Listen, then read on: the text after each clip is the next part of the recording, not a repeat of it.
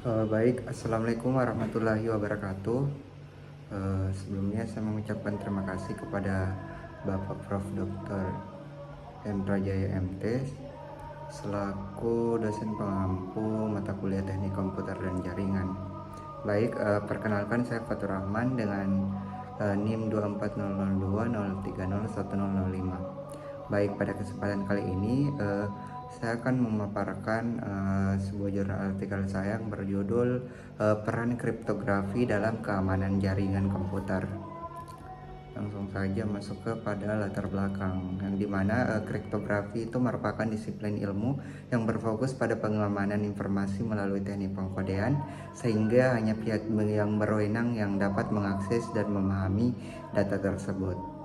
Wagner dan Skinner tahun 1996 mendefinisikan kriptografi sebagai ilmu dan seni untuk menjaga keamanan pesan.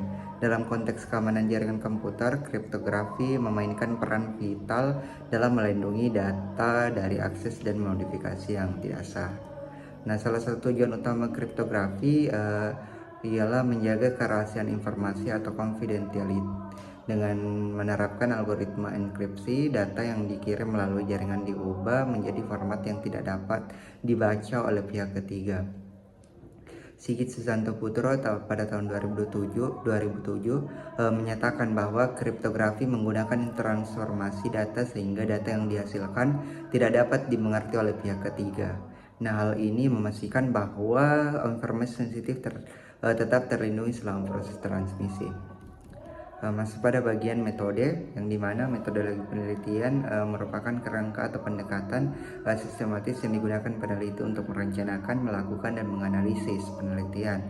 Nah, penelitian ini bertujuan untuk menganalisis berbagai jenis ancaman terhadap sistem informasi dan mengevaluasi efektivitas teknik kriptografi dalam melindungi data dari ancaman tersebut. Nah, penelitian ini akan mencakup analisis ancaman malware, phishing, man in the middle, dan brute force attack, serta penerapan teknik kriptografi seperti enkripsi, hashing, dan tanda tangan digital dalam sistem informasi. Yang dimana terdapat tiga metode yang digunakan. Yang pertama itu ada pengumpulan data.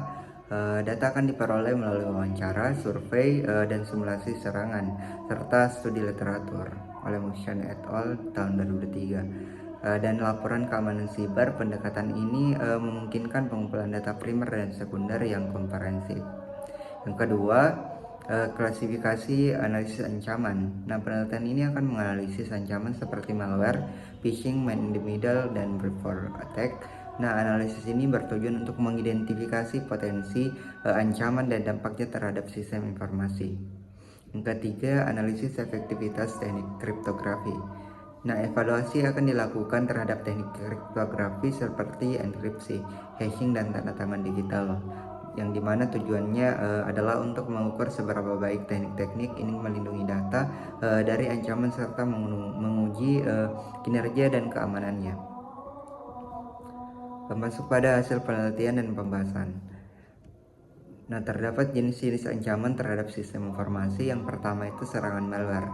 Yang menurut Manopo et al. Tahun 2020, malware merupakan singkatan dari malicious software, yang dimana perangkat lunak yang dirancang untuk merusak, mengganggu, atau mengambil alih sistem komputer tanpa izin pengguna. Jenis-jenis malware meliputi virus, worm, trojan, dan ransomware. Maslam dan Other tahun 2020. Virus menyebar dengan menyisipkan kode mereka ke dalam program atau file lain, sementara worm dapat menyebar tanpa bantuan manusia melalui jaringan komputer. Trojan menyamar sebagai program yang berguna tetapi sebenarnya bersih kode berbahaya yang dapat mencuri informasi dan atau merusak sistem.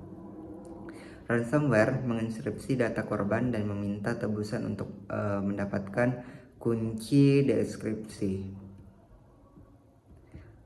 Yang kedua itu ada serangan phishing, di mana phishing ini merupakan penipuan online yang dilakukan melalui email, link website, atau telepon palsu yang dibuat semirip mungkin dengan aslinya. Tujuannya yaitu untuk mendapatkan data dan informasi sensitif seperti rekening bank atau username dan password. Penyerang sering menggunakan teknik social engineering untuk menipu korban agar mengungkapkan informasi pribadi mereka. Nah, penelitian yang dilakukan oleh Ginanjar et al. Tahun 2018 mengenai analisis serangan web phishing pada layanan e-commerce dengan metode network forensic process ditemukan fake domain atau host phishing, IP address, DNS serta berbagai protokol yang terlibat dalam transmisi. Hal ini menunjukkan bahwa terdapat aktivitas phishing yang terjadi. Yang ketiga, serangan man in the middle. Serangan man in the middle ini jenis serangan siber yang dimana peretas menyadap data yang ditransfer antara dua pihak. Hal ini memungkinkan penyerang mengontrol komunikasi, mengelabui pihak-pihak yang sah agar percaya bahwa komunikasi mereka aman dan tidak terputus. Penyerang dapat memantau atau bahkan memanipulasi komunikasi antara kedua pihak tersebut tanpa sepengetahuan mereka. Nah, ini dapat mengakibatkan pencurian informasi sensitif atau bahkan pemalasan transaksi. Penelitian yang dilakukan oleh Aman tahun 2023 mengenai pengujian keamanan jaringan nirkabel melalui simulasi serangan man in the middle attack di sekolah mendapatkan bahwa simulasi serangan man in the middle ini menggunakan alat hacking laporan webmaster. Yang keempat itu ada brute force attack, yang dimana brute force attack ini upaya mendapatkan akses sebuah akun dengan menebak username dan password yang digunakan. Serangan ini memerlukan waktu dan daya komputasi yang besar, tetapi dapat berhasil jika kata sandi atau kunci tersebut lemah atau mudah ditebak. Nah, hasil penelitian dilakukan oleh Wardana dan Seta tahun 2021 mengenai analisis keamanan sistem pembelajaran online menggunakan metode ISSAF pada website Universitas XYZ menunjukkan bahwa terdapat kerentanan yang dapat menyebabkan terjadinya brute force attack pada halaman login. Nah, dalam konteks ini, kriptografi dapat memainkan peran penting dalam memperkuat keamanan sistem dan mengurangi risiko brute force attack. Salah satu cara untuk mengatasi kerentanan tersebut adalah dengan menggunakan teknik kriptografi yang lebih kuat dalam proses autentikasi dan penyimpanan kata sandi. Masuk pada teknik kriptografi dalam perlindungan data. Yang pertama itu ada enkripsi simetris dan asimetris, yang dimana enkripsi merupakan metode kunci dalam melindungi data sensitif dari berbagai ancaman keamanan informasi. Teknik kriptografi baik simetri maupun asimetris dapat mengamankan data dari akses tidak sah, termasuk serangan malware dan pencurian oleh orang dalam.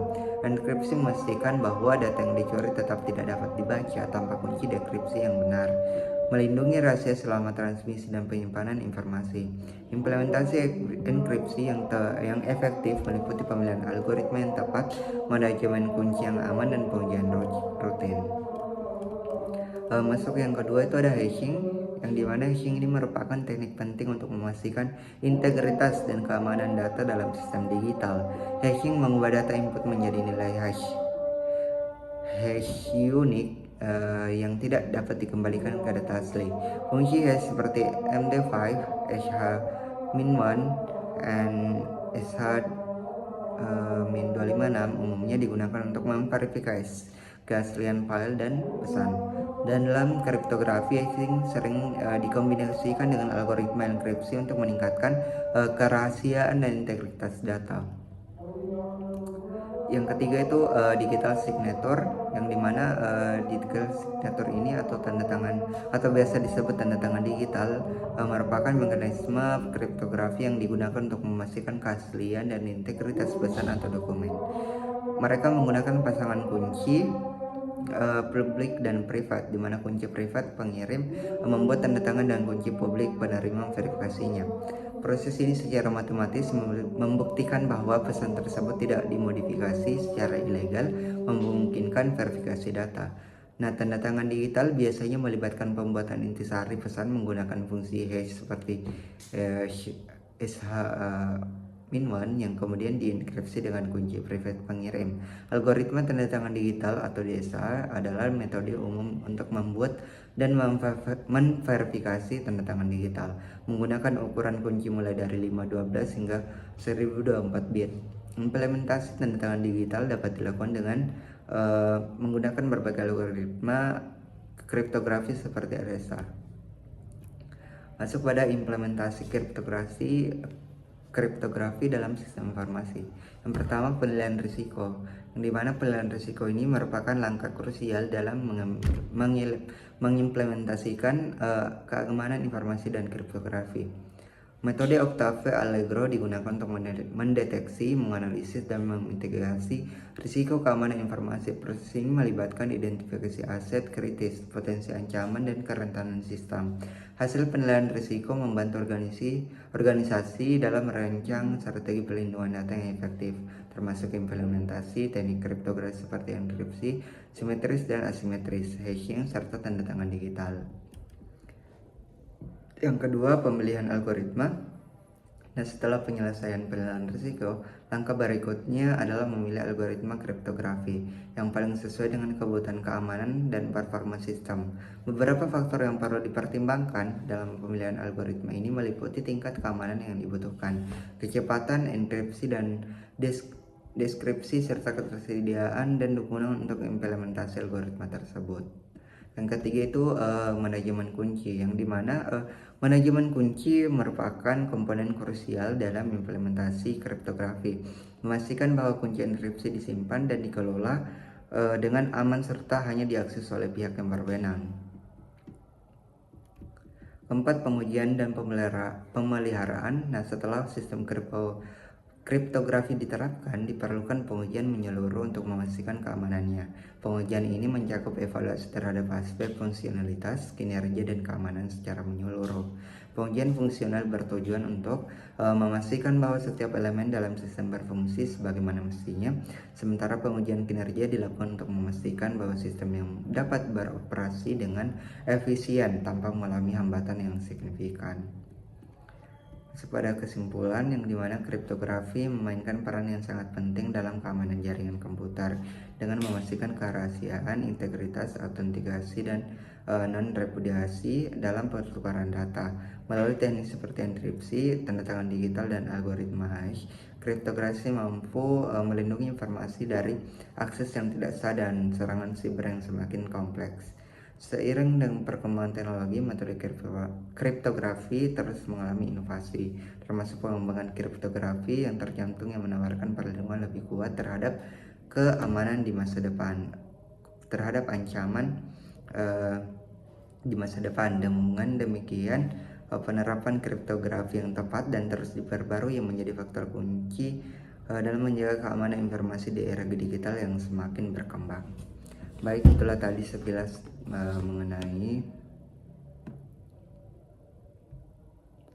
mengenai peran kriptografi dalam keamanan jaringan komputer.